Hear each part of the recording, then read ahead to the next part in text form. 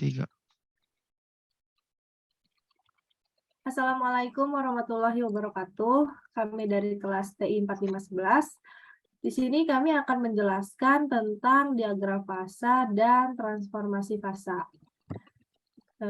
Jadi kami beranggotakan 3 orang, yaitu ada Faris Aditya Prayoga, ada Fezario Estadian Marcelino, dan saya sendiri Syahtia Duningrum Alamsyah.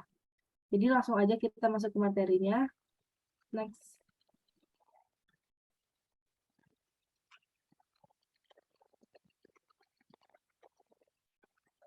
Untuk sejarah diagram fasa dibuat oleh 2 orang yang bernama Elliot J.F. dan Ben M.G. pada tahun 1949.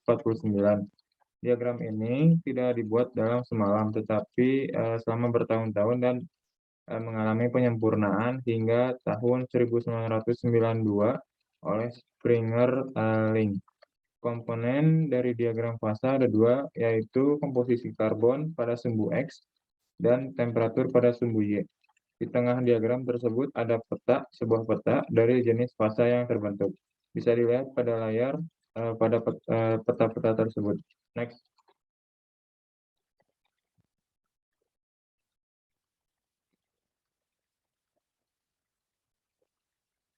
Kemudian untuk definisi diagram fasa adalah diagram yang menampilkan hubungan antara temperatur di mana terjadi perubahan fasa selama proses pendinginan dan pemanasan yang lambat dengan kadar karbon.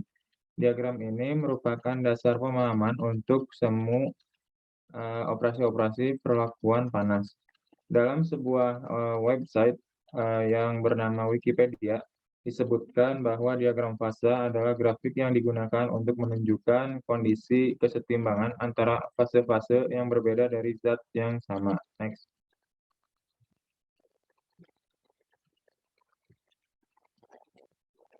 Kemudian untuk fungsi diagram fasa adalah memudahkan memilih temperatur pemanasan yang sesuai untuk setiap proses perlakuan panas, baik proses anneal, normalizing, maupun proses pengerasan. Next.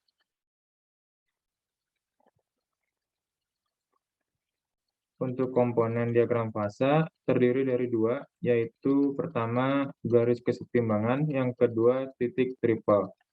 Garis kesetimbangan adalah garis yang menandakan terjadinya transisi fase. Kemudian untuk titik triple, titik triple adalah titik potong dari garis-garis kesetimbangan antara tiga fase benda, biasanya berbentuk padat, cair, dan gas. Next.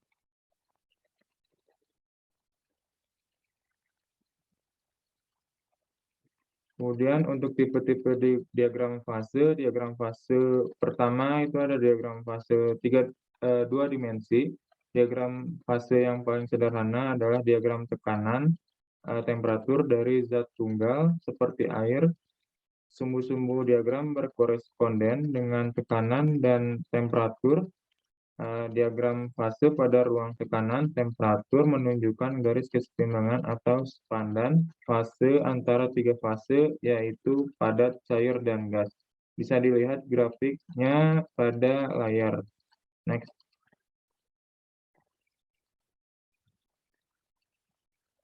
Kemudian ada diagram fase 3 dimensi, yaitu grafik 3 dimensi yang menunjukkan 3 kuantitas termodinamika. Sebagai contohnya, untuk sebuah komponen tunggal, koordinat 3 dimensi kartesius dapat menunjukkan temperatur dengan simbol T, tekanan dengan simbol P, dan volume jenis dengan simbol V.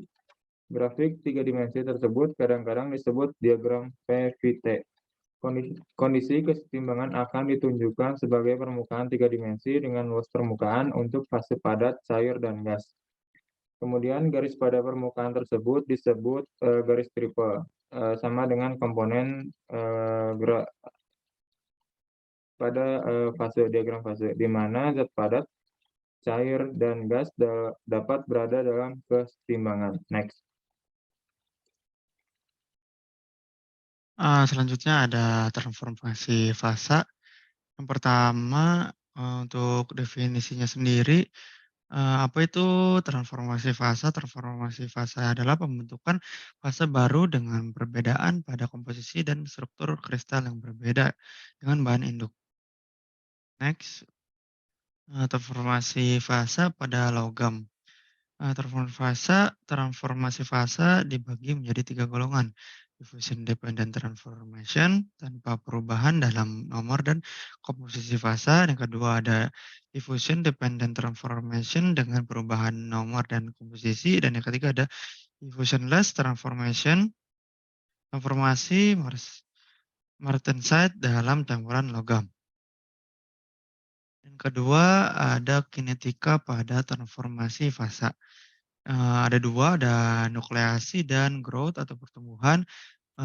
Untuk nukleasi, pembentukan fasa baru tidak terjadi secara otomatis. Proses pertama yang terjadi pada transformasi fasa adalah nukleasi, yaitu pembentukan partikel sangat kecil atau nuklei dari fase baru. Kedua ada growth, eee, nuklei ini akhirnya tumbuh membesar, membentuk fase baru. Pertumbuhan fase ini selesai jika pertumbuhan tersebut berjalan sampai tercapainya fraksi baru. Next, transformasi multifasa. Ada 2 proses, ada superheating dan supercooling. Untuk supercooling yaitu, transformasi pada proses pendinginan yang dilakukan pada temperatur yang lebih rendah. Sebaliknya untuk superheating adalah transformasi pada proses pemanasan dilakukan pada temperatur yang lebih tinggi. Nah, untuk supercooling, terdapat, 2, yaitu proses pendinginan cepat dan proses pendinginan lambat. Untuk pendinginan cepat, pencelupan dengan media air, atau minyak. Dan untuk kedua, proses pendinginan dengan media udara. Dan untuk superheating sendiri, untuk yang pertama ada proses heating-nya. Heating yaitu proses pemanasan yang dilakukan dari temperatur kamar sampai suhu yang diinginkan. Kalau proses holding time adalah proses penahanan pada temperatur tertentu sehingga terjadi transformasi yang sempurna dan homogen. Next, jenis fase akan dijelaskan oleh Syahtia.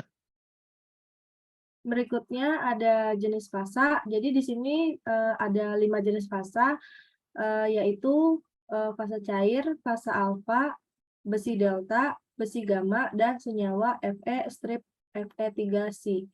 Next. Berikutnya ada sifat-sifat fasa. Yang pertama ferrit atau besi alfa. Jadi pada ferrit ini reaksi eutektoidnya dengan kandungan karbon sedang akan berubah menjadi ferrit dengan kadar karbon kecil dan sementit dengan kadar karbon tinggi. Ferrit memiliki bentuk sel satuan BCC dan dapat melarutkan karbon mencapai 0,025%. Hal ini dikarenakan struktur BCC di mana ruang antar atom kecil dan padat, sehingga daya larutnya rendah. Kemudian yang kedua ada austentit, itu memiliki bentuk sel satuan FCC dan jarang atomnya lebih besar daripada ferrit. Austentit ini stabil pada temperatur 912 sampai 1350 derajat Celcius dengan daya larut karbon sebesar 2,11%. Kemudian yang ketiga ada besi delta. Jadi besi delta ini memiliki bentuk sel satuan BCC dengan daya larut karbon 0,1%, tetapi terjadi pada temperatur 1350 sampai 1535 derajat Celcius. Dan yang terakhir ada sementit itu, jadi sementit itu merupakan suatu senyawa antara atom Fe dengan atom Si. Jadi sementit itu bersifat sangat keras, kurang ulet, dan kurang kuat getas gitu. Next.